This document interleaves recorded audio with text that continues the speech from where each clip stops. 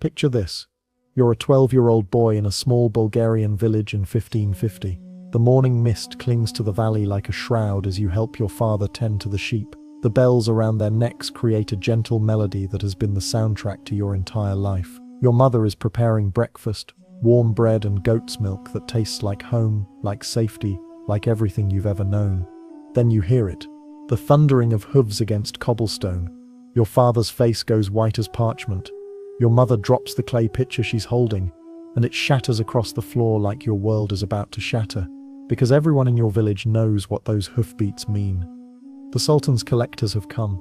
You watch from behind a wooden cart as Ottoman officials dismount their horses, their silk robes pristine despite the long journey. They carry scrolls and lists, and their eyes scan the gathered villagers with the cold calculation of merchants evaluating livestock. When one of them points directly at you, your mother collapses to her knees, begging in a language they don't bother to understand. Your father stands silent, knowing that resistance means death for the entire family.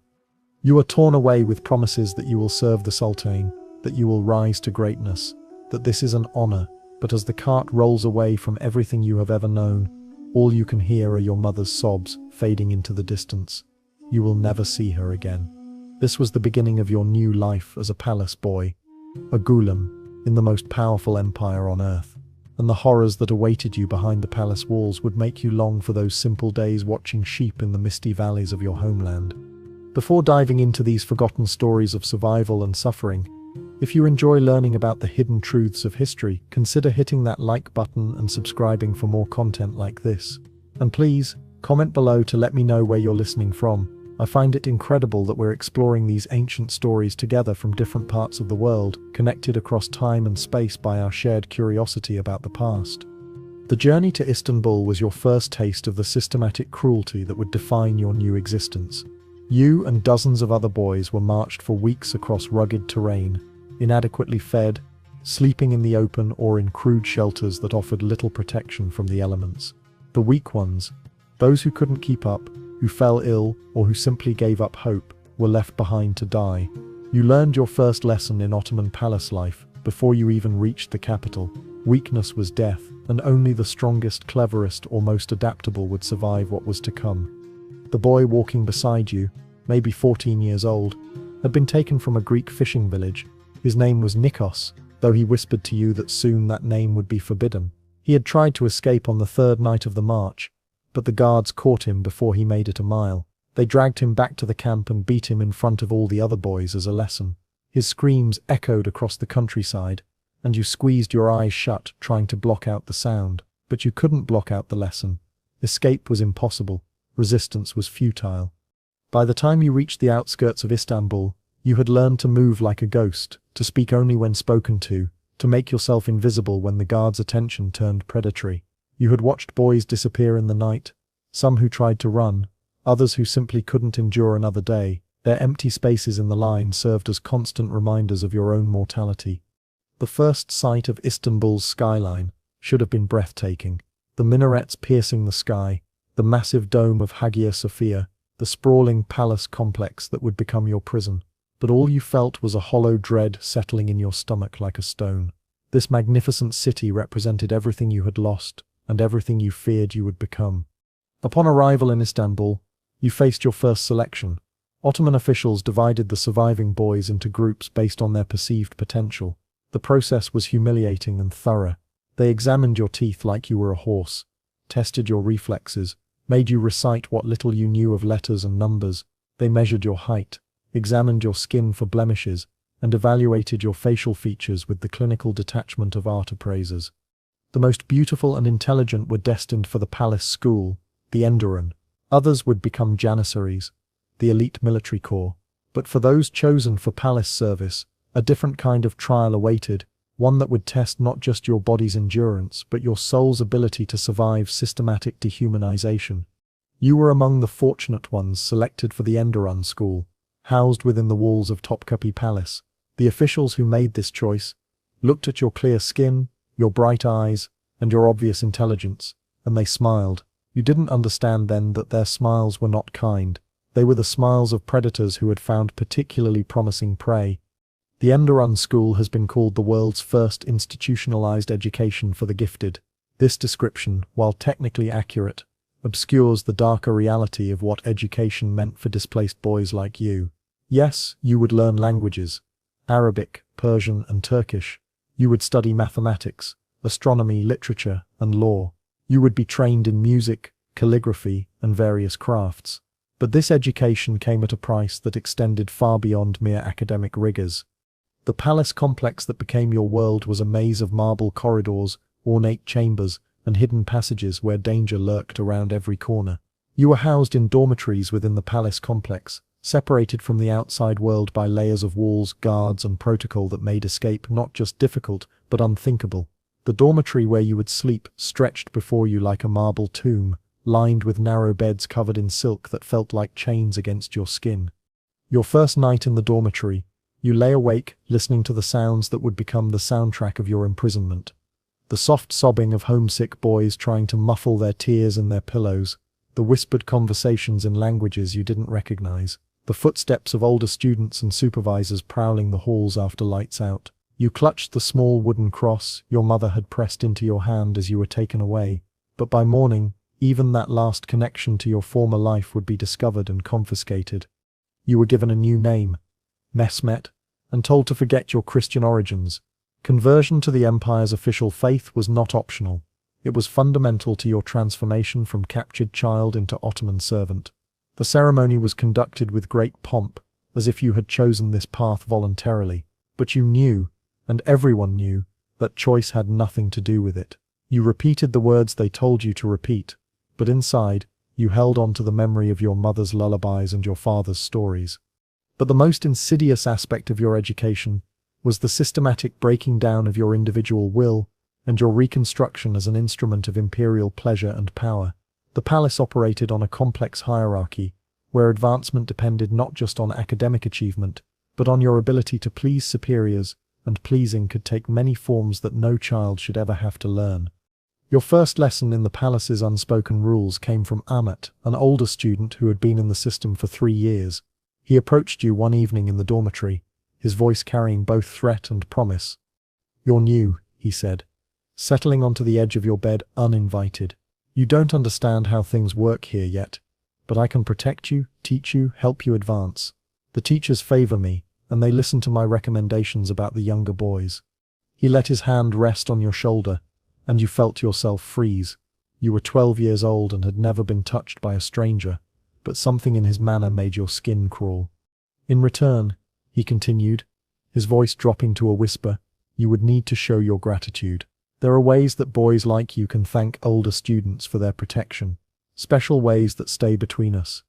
You faced an impossible choice that thousands of boys before you had faced: refuse and risk brutal punishment, social isolation, and the end of any hope for advancement.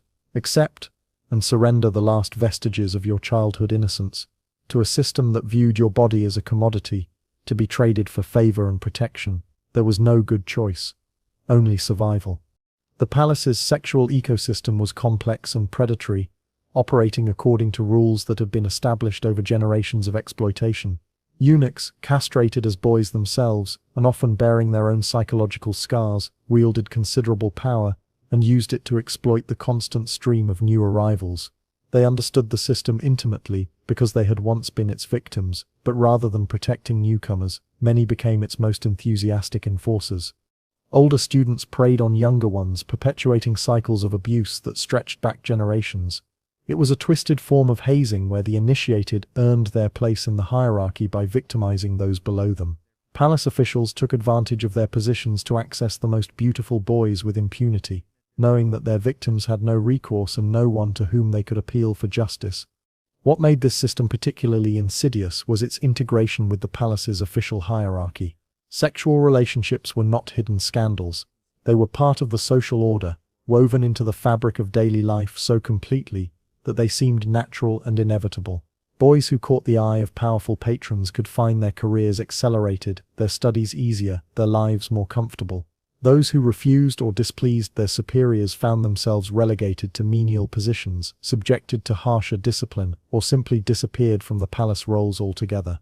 The psychological impact on boys like you was devastating and carefully calculated. Cut off from your family, stripped of your original identity, and thrust into a world where your body was seen as a commodity, you developed what we might now recognize as complex trauma responses. Some boys became manipulative and calculating, learning to use their sexuality as a tool for advancement and survival. Others withdrew into themselves, becoming hollow shells who went through the motions of palace life while their spirits died inside. You watched both transformations happen to boys around you. Dmitri, who had been taken from the same region as you, learned to smile and flirt with the older students and teachers. Within 6 months he had new clothes, better food, and a private tutor for his language studies. But his eyes had gone dead, and he no longer spoke of home or family. When new boys arrived, he looked at them with the same calculating gaze that the officials had once turned on him. Stefanos, a Greek boy who had been a fisherman's son, took the opposite path. He refused all advances, endured beatings and punishment, and gradually faded into a ghost-like existence. He performed his duties mechanically, studied adequately but without enthusiasm, and seemed to disappear a little more each day. One morning his bed was empty, and no one ever mentioned his name again. You tried to find a middle path, accepting some advances to survive while maintaining some core of yourself that remained untouched. But the palace was designed to make such compromise impossible. Every day brought new tests, new choices between degradation and destruction, new ways that the system sought to remake you in its own image. European travelers who visited the Ottoman court occasionally glimpsed this hidden world, though their accounts were often filtered through their own cultural biases and limited understanding. A 16th-century Venetian ambassador noted the excessive fondness that palace officials showed for their young male servants, describing scenes that made him uncomfortable in the extreme. He wrote of seeing boys as young as 10 or 11 dressed in silk and jewels, attending to older men with a familiarity that suggested relationships that went far beyond appropriate master-servant dynamics. A French diplomat in the 17th century wrote more explicitly about what he witnessed during a palace reception. The young pages moved through the halls like beautiful birds in cages, their eyes downcast but their bodies adorned for display. One cannot help but notice the possessive manner in which certain officials regard these children, nor the fear that flickers in the boys' eyes when their masters approach. The physical conditions of palace life compounded the psychological abuse in ways that were designed to break down resistance and create dependency. You lived in cramped dormitories with minimal privacy, where every moment was subject to surveillance and control. You were awakened before dawn for prayers you had been forced to learn, fed adequate but not abundant meals at precise times, and subjected to a rigid schedule that left no time for reflection or resistance. Punishments were common and creatively designed to humiliate and break spirits. Boys who violated rules, speaking their native languages, practicing old traditions, or showing insufficient enthusiasm for their new lives, faced beatings, public humiliation, or isolation in chambers, barely large enough to lie down in. You witnessed a boy named Milos, who had been caught praying in the manner of his former faith, forced to stand naked in the courtyard for an entire day, while other students were encouraged to mock him. The lesson was clear. Your old identity was not just forbidden, it was a source of shame. The palace's internal economy further complicated your situation and created additional layers of exploitation. You could earn small privileges through good behavior, academic achievement, or by pleasing your superiors in various ways. These privileges, better food, nicer clothing, more comfortable sleeping arrangements, access to books or musical instruments, became precious commodities in your restricted world. The system created a complex web of dependencies and loyalties that made resistance nearly impossible, and collaboration seemed like the only path to survival. You learned to navigate this economy with the calculating mind of someone much older than your years. You discovered that helping older students with their studies could earn you protection from their advances. You found that showing particular aptitude in certain subjects could gain you the attention of teachers who might shield you from the worst abuses. You realized that perfect obedience and visible enthusiasm for your new life could result in small freedoms that felt enormous in your circumscribed world. Some boys attempted escape, but the palace's location on a peninsula surrounded by water made this extremely difficult.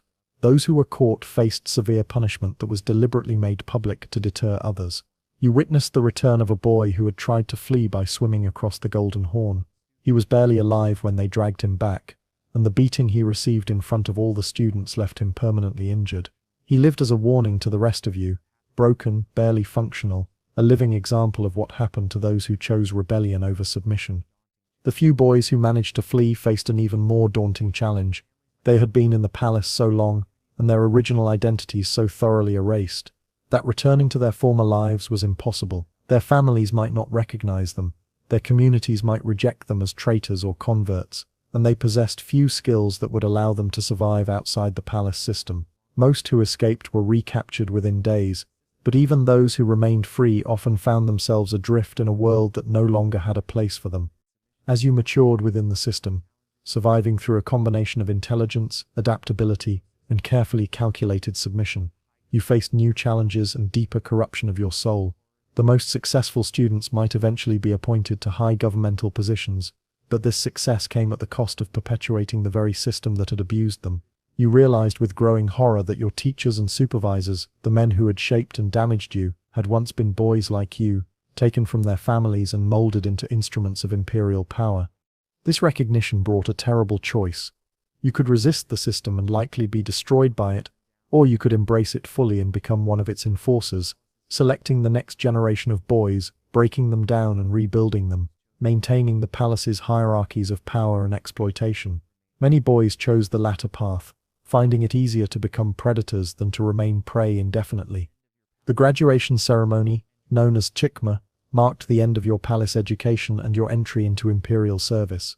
After years of systematic abuse disguised as education, you emerged as a young man fluent in multiple languages, skilled in administration and diplomacy, trained in the arts and sciences, but you also emerged as someone whose soul had been systematically corrupted, whose understanding of power was forever intertwined with exploitation, whose capacity for normal human relationships had been damaged in ways that might never heal. For many graduates, this transition simply meant moving from one form of exploitation to another. Those appointed to administrative positions found themselves in a world where sexual favors and political advancement remained intertwined, where the lessons learned in the palace about power, submission, and survival continued to shape their adult lives. Those assigned to military roles carried with them the psychological scars of their palace years, often becoming either brutal enforcers of imperial will or broken men who struggled to find meaning in lives built on foundations of abuse. The Ottoman elite's attitude toward these practices was complex and carefully constructed to maintain the system while denying its most disturbing aspects. While official regulations prohibited many forms of abuse, the reality was that palace authorities turned a blind eye to behaviors that served their interests. The system produced capable administrators and loyal servants, which was its primary purpose. The human cost was considered irrelevant to its success, and any criticism was dismissed as ignorance of the empire's sophisticated methods of education and advancement. Contemporary Ottoman writers sometimes acknowledged the system's darker aspects while defending its overall value. One 16th century court historian wrote, "It is true that the palace school demands great sacrifices from its students, and that not all who enter emerge unchanged. But from this crucible of discipline and learning emerge the finest servants of the empire, men whose loyalty has been tested, and whose capabilities have been honed to perfection." This rhetoric of transformation and improvement masked the reality of what boys like you experienced. Your testing involved systematic sexual abuse. Your discipline involved the destruction of your original identity and the construction of a new self designed to serve imperial interests. Your learning came at the cost of your childhood innocence and your capacity for normal human relationships. What makes the Ottoman palace system particularly disturbing is how it combined genuine educational opportunities with systematic abuse in ways that made it difficult to separate the benefits from the horrors. Boys did receive an education that was, by the standards of the time, exceptionally advanced. You learned to read and write in languages that opened doors throughout the known world. You studied sciences and mathematics that were cutting edge for their era. You gained skills in diplomacy, administration, and military strategy that would serve you throughout your life. But this education was inseparable from your exploitation and abuse. The same teachers who expanded your mind also violated your body. The same system that gave you opportunities also destroyed your innocence. The same institution that promised advancement also ensured that advancement would forever be tainted by the methods used to achieve it. The system also reveals the complex relationship between power, sexuality, and violence in pre-modern societies. The Ottomans were not unique in their exploitation of young people. Similar practices existed in various forms throughout the ancient and medieval worlds, but the Ottoman system was notable for its scale, its systematization, and its integration into the imperial apparatus. It was not a hidden perversion but an open institution, celebrated for its effectiveness and defended by its beneficiaries. By the 17th and 18th centuries, the palace system began to decline as changing military technologies reduced the importance of the Janissary Corps, and new forms of administration decreased reliance on palace-trained bureaucrats. European influence and changing social attitudes also contributed to the system's gradual transformation. But for the thousands of boys who passed through the palace gates during the system's height, these changes came far too late. Their stories of childhood lost, innocence destroyed, and spirits broken in service to imperial power represent one of history's most systematic examples of institutional child abuse. The boys who survived learned to navigate a world where their beauty was both asset and liability, where their intelligence was valued but their humanity was not, where advancement required surrendering pieces of their souls that could never be recovered. Some rose to positions of great power and influence, becoming viziers, generals, and governors who shaped the empire's destiny. But they carried with them the scars of their palace years, and many perpetuated the cycles of abuse that had shaped them. Others disappeared into historical obscurity, their fates unknown and their suffering unrecorded, remembered only as entries in administrative records that noted their arrival, their training, and their eventual assignment to service. The palace walls that once echoed with the footsteps of these boys still stand today, transformed into a museum where tourists admire the architectural grandeur and artistic treasures of the Ottoman court. Visitors marvel at the beautiful chambers where the empire's elite were educated, but they see only the physical beauty of the spaces. The marble corridors keep their darkest secrets, and the rooms where education and exploitation intertwined remain silent about the price that generations of young boys paid for imperial glory. The guided tours speak of the palace school's educational innovations, its role in training capable administrators, its contribution to the empire's success. They do not mention the systematic abuse that was fundamental to its operation, the boys who died rather than submit to its demands, or the men who emerged from its halls forever changed by their experiences within its walls. As I finish this account, imagining your story as representative of thousands like it, I'm reminded that these tales of suffering and survival are not merely historical curiosities. They represent real human beings, children torn from their families, stripped of their identities, and forced to navigate a world that valued their bodies and minds while dismissing their humanity as irrelevant to the empire's grand designs. You, the boy I've imagined standing in those marble corridors with fear in your heart and silence on your lips, represent thousands of real children whose names we will never know, whose individual stories were never recorded, whose suffering was never acknowledged by the system that created and sustained it. Your ghost, and the ghosts of all the boys like you, still walk those palace halls, reminding us that behind every empire's grandeur lies a foundation built on human suffering, and that the price of power is often paid by those who have no choice in the matter. The horror was not in the violence alone, but in how systematically it was applied, how completely it was normalized, and how thoroughly it was forgotten by history. You and boys like you lived and died in a system that treated you as beautiful objects to be molded and used, and your stories deserve to be remembered, not as exotic historical footnotes, but as testimonies to human resilience in the face of institutionalized cruelty. The morning air that once carried your fearful footsteps has long since faded, but your story echoes still through time, demanding that we bear witness to your suffering, and remember the terrible price of the empire's golden age. In remembering your story, we honor not just your individual suffering, but the suffering of all children who have been caught in the machinery of power throughout history, used and discarded by systems that value conquest over compassion, empire over innocence,